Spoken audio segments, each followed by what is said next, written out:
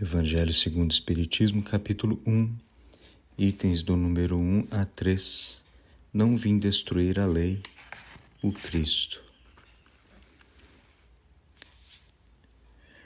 Jesus, sendo o próprio Criador e administrador de todo esse ambiente chamado planeta Terra, de toda essa estrutura de aprendizado, de evolução, de cura e de amor celestial, não poderia vir destruí-lo. Os puristas da época agem com os puristas de hoje, entendendo puristas aquele que se apegam à letra, que falam em pureza doutrinária, que falam em regras, como se a ordem natural obedecessem a certos papéis assinados por pessoas que não têm autoridade em termos de movimentação espiritual. Desde a época dos antigos legisladores, a lei humana é feita de conveniências, de jogos de poder, de dinâmicas sociais mutáveis, de limitações do conhecimento em termos do interior da mente e das regras naturais que regem o exterior. Moisés legislou de acordo com a capacidade do povo em compreender a grandiosidade das regras para a construção de uma sociedade equilibrada. Os romanos criaram o direito com tribunais e grupos de estudiosos determinados a separar da religiosidade a lei civil. E desde então assim tem sido no mundo ocidental. Temos feito muitos progressos em termos de conhecimento científico, mas vejam o quanto esse conhecimento científico é mutável. Desde o passado, com as teorias antigas de evolução genética, até o conhecimento atual, que ainda não é o último,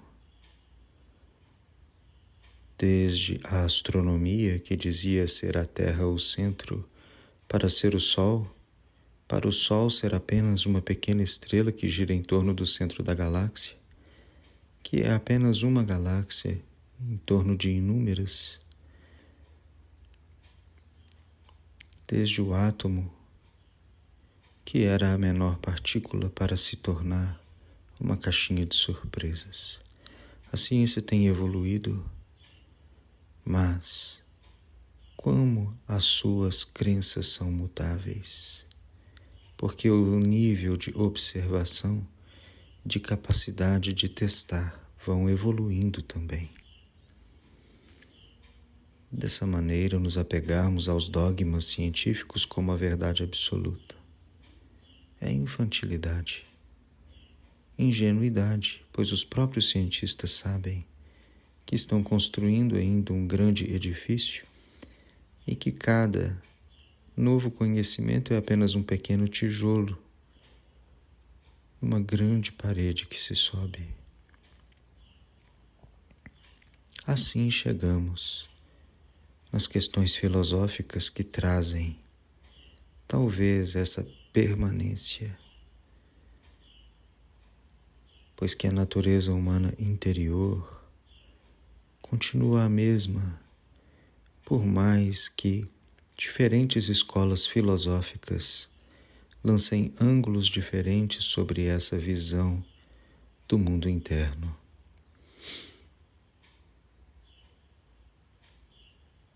Jesus veio falar sobre essas verdades,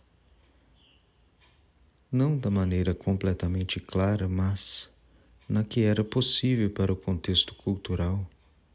do povo hebreu de 2000 anos atrás. Nessas revelações, ele pouco falou do mundo material.